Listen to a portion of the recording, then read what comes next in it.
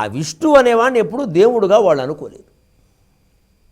దానికి అనేక కారణాలు. అందుకే దైత్యారి, ధనుజమర్దన అనే మాటలు విష్ణువుకే స్థిరపడ్డాయి. బ్రహ్మకు కానీ శివుడికి కానీ ఎవరికి లేవు. మళ్ళీ విష్ణువు అవతారాలైనటువంటి రాముడు కృష్ణుడికే వాడారు వాటిని. దైత్యులకి ప్రధాన శత్రుత్వం విష్ణువుతోనే, బ్రహ్మతో కానీ శివుడితో కానీ వాళ్ళకి లేదు.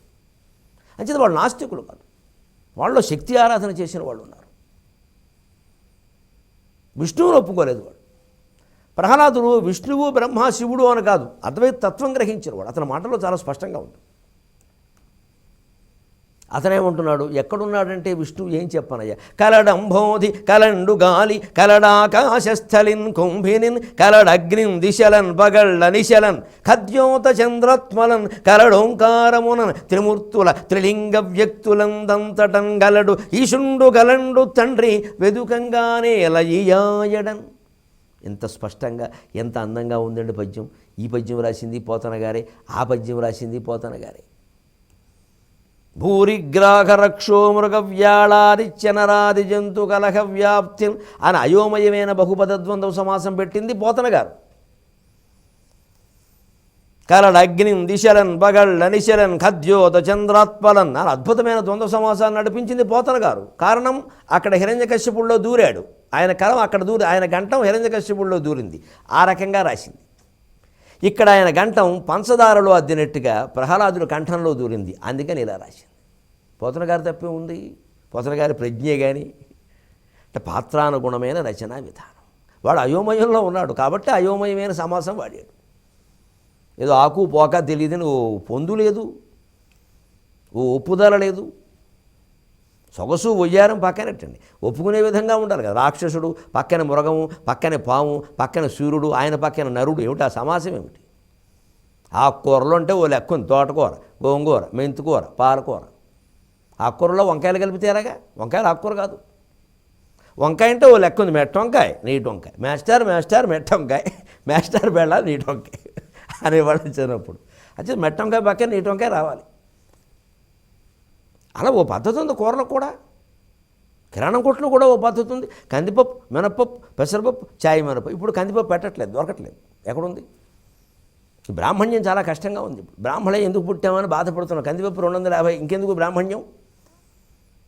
ఇప్పుడు అలాగని ఆహారపు అలవాట్లు మార్చుకోలేము. కందిపప్పు, మినపప్పు, పెసరపప్పు, చాయ్ పప్పు ఇవన్నీ ఓ చోట రాస్తారండి.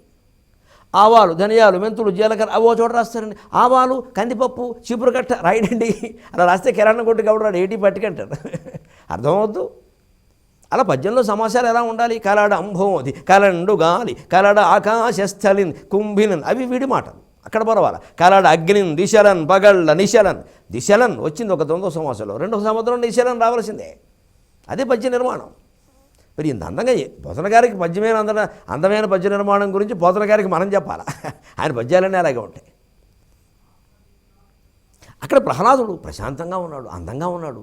ప్రశాంతంగా ఉన్నవాడు అందంగా ఉంటాడు, అందంగా ఉన్నవాడు ఆనందంగా ఉంటాడు. ఆనందంగా ఉన్నవాడు అందంగా ఉంటాడు. ఆయన ఆనందంగా ఉన్నాడు, అందుకని అందంగా ఉన్నాడు. పద్యం కూడా అందంగా ఉంది. కలడు అంబోధి ఆకాశం, సముద్రంలో ఉన్నాడు. కలండు గాలి, గాలిలో ఉన్నాడు. కలడ ఆకాశస్థలిన్ కుంభినిన్ ఆకాశంలో ఉన్నాడు, భూమిలో ఉన్నాడు. ఇక మిగిలింది ఒక అగ్ని, పంచభూతాల్లో. ఆయన గాలిన్ కుంభినిన్ అగ్నినంబువలన ఆకాశస్థలిన్ అంతవరకు బాగానే వచ్చింది. అంటే ఇంకా కొంచెం ఆ తపస్సు వాసన కొద్దిగా ఉంది. 2వ పాదంలో కొద్దిగా తగ్గింది, 3వ పాదంలో నాశనమైంది, 4వ పాదంలో పూర్తిగా భయం వచ్చిందంటే జీవితం నాశనం అయిపోయినట్టే. భయాన్ని మించిన పాపం లేదన్నాడు వివేకానందుడు. భయం పాపం ఏమిటండి? అంతే. ఇక భయం మన చేత ఎన్ని గుడ్డి నమ్మకాల్లోకి మనం నెట్టేస్తుందో, ఎన్ని వంకర పనులు మనం చేయిస్తుందో. ఏదో అవుతుందేమో అని భయపడి ఎన్నో చేసేస్తాం. ఆ అయ్యేదానికి సిద్ధపడితే ఏం చేయక్కల. ఆ సిద్ధపడలేక మనం ఇలా చేస్తాం. పోనీ దాన్ని ఎదిరించగలమా అంటే ఎదిరించలేం. ఎదిరించడానికైనా సిద్ధపడాలి, సర్దుకోవడానికైనా సిద్ధపడాలి. ఊరికే ఆలోచించే ఉపయోగం ఏముంది? కలడంబోధి కలండు గాలి కలడాకాశస్థలిన్ కుంభినిన్ కలడగ్నిన్ దిశలన్ పగళ్ళ నిశలన్. అగ్నిని వెంటనే దిశలన్, అక్కడ దిక్కులను, ఇక్కడ దిశలన్, వెంటనే పగళ్ళ నిశలన్. దిశలన్ ఎంత అందంగా ఉంది మాట. సమాసం కూడా ఆ రైమ్ అనుప్రాసం. ఇప్పుడు పగళ్ళ ఖద్యోత చంద్రాత్మల, అక్కడేమో ఆదిత్య నరాది సూర్యుడు తర్వాత నరుడు వచ్చాడు. ఇక్కడ ఖద్యోత చంద్రాత్మలన్, ఖద్యోత సూర్యుడు చంద్రుడు, సూర్యుడు అంటే చంద్రుడు వచ్చాడు, చక్కగా ఉంది, సూర్యచంద్రులు అంటాం. కరడు ఓంకారమునన్, సృష్టికి మూలమైన ఓంకారంలో ఉన్నాడు ఆయన. త్రిమూర్తుల బ్రహ్మ విష్ణు మహేశ్వరుడు ఆయనైనా, ఆయన సూర్య పరమాత్మ గురించి చెబుతున్నాడు ఇక్కడ, ప్రత్యేకించి ఒక దేవుడు గురించి కాదు, పరమాత్మ. లేకపోతే త్రిమూర్తులు అంటే విష్ణువు త్రిమూర్తుల్లో ఒకడుగా, అంటే త్రిమూర్తులకు కూడా అతీతమైనటువంటి భగవత్ శక్తిని వర్ణిస్తున్నాడు. అది పరమాత్మ అంటారు దాన్ని. అదే పరబ్రహ్మ పదార్థం, దానికి రూపాలే ఇవన్నీ. ఈ విష్ణు సహస్రంలో ఇలా చెప్పుకుంటాం, శివ సహస్రం చెప్పుకుంటే అది అలాగే ఉంటుంది. అక్కడ ఊరికే మనకు కనిపించే రూపం శివుడు, ఇక్కడ కనిపించేది విష్ణువు. అంతకుమించి భేదం పెట్టకూడదు ఇద్దరి మధ్యని. ఈ భేదాలు పెట్టేవాళ్ళు కూడా హిరణ్యకశిపుడు తత్వంలో ఉన్నట్టే లెక్క. ప్రహ్లాదుడు తత్వంలో భేదాలు ఉండవు.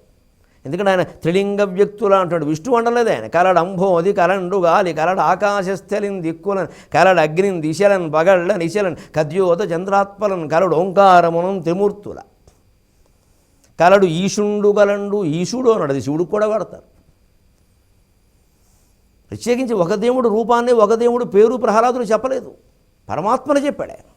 అందుకే త్రిమూర్తులు అన్నాడు. త్రిమూర్తుల్లో విష్ణువు ఒకడు, బ్రహ్మ ఒకడు, శివుడు రుద్రుడు ఒకరు.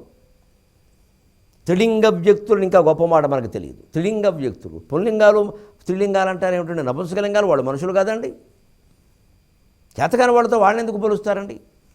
వాళ్ళకి చేతకాంతి సంతానం కన్నా ఒకటే, మనకు చేతనైంది కూడా అదొకటేగా.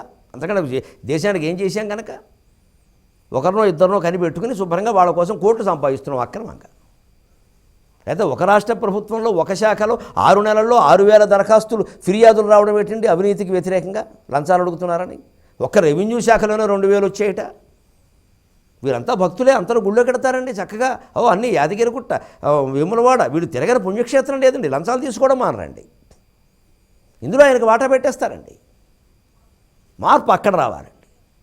ఎవరికి వాడు విశ్లేషణ చేసుకుంటే కానీ ఆ మార్పు రాదు. మేము ఎంత చెప్పినా మా కర్తవ్యం మేము చేస్తున్నాం, భగవంతుడు మమ్మల్ని కాపాడుతాడు, మేము మంచి పని చేస్తున్నాం. నా గురించి ఎవరైనా 10 మందిలో చెబితే నేను వాడి గురించి దేవలోకంలో చెబుతానన్నాడు. మాకు అంతటి అభయం ఇచ్చాడు భగవంతుడు. నువ్వు చెప్పరా, నువ్వు మానకురా, నీకు విరక్తి రాకూడదురా, నీ గురించి నేను చూసుకుంటానురా, నీ గురించి నేను దేవలోకంలో చెబుతానురా. ప్రపంచం అంతా చెబుతూనే ఉన్నాడు, ఎప్పటికే చెబుతున్నాడు. ప్రపంచం అంతా మాకు పేరుంది, విద్వాన్ సర్వత్ర పూజితే.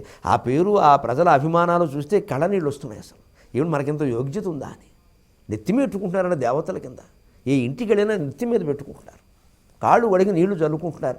ఏమనాలి? అయ్యో మనకింత యోగ్యత ఉందా అని మనకే అనిపిస్తుంది. భగవంతుడి గురించి చెప్పబట్టే కదండి. మామూలు విషయాలు మాట్లాడితే మమ్మల్ని గౌరవిస్తారా? మరి మాట్లాడినందుకు మాకే ఉంటే ఆ పదార్థానికి, ఆ పరమార్థానికి ఎంత గౌరవం ఉంటుందండి, ఎంత తత్వం ఉండేది. దాని గురించి కదా మనం తాపత్రయాలు పడాల్సింది. రెవెన్యూ డిపార్ట్మెంట్లో ఉండి 100 రూపాయలు 1000 రూపాయలు లంచం తీసుకుంటున్నామంటే మనదో బతుక. మనకు విష్ణు సహస్రం వినడానికి యోగ్యత ఉందా? గుళ్ళోకి వెళ్ళడానికి యోగ్యత ఉందా? పేద ప్రజలను ఏడిపించి లంచాలు తీసుకుంటున్నామంటే మన ప్రభుత్వం అన్న మన ప్రభుత్వం వచ్చి ఉపయోగం ఎవరి ప్రభుత్వం అయితే? బ్రిటిష్ వారి ప్రభుత్వం అయితే, మన ప్రభుత్వం అయితే. ఈ భావన పోవాలండి. అప్పుడు ఎదుగు అందరూ ఒకటే అనుకుంటేనే పోతుంది. అయ్యో నా దగ్గర ఎదురుగా కాగితం కోసం నిలబడినవాడు నేను ఒకటే, వాడు బాధపడితే నేను బాధపడినట్టే. అప్పుడు లంచం ఎందుకు తీసుకుంటామండి? కలడు ఈశుండు గలండు తండ్రి వెదుకంగానే అలా ఈయాయడన్.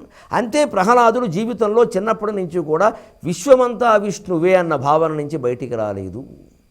హిరణ్యకశ్యపుడు అప్పుడప్పుడు ఆ భావనలోకి వెళ్ళి తరచు బయటకు వస్తున్నాడు. ఆ తరచు బయటికి రావడం వల్లే ఆయన రాక్షసుడయ్యాడు.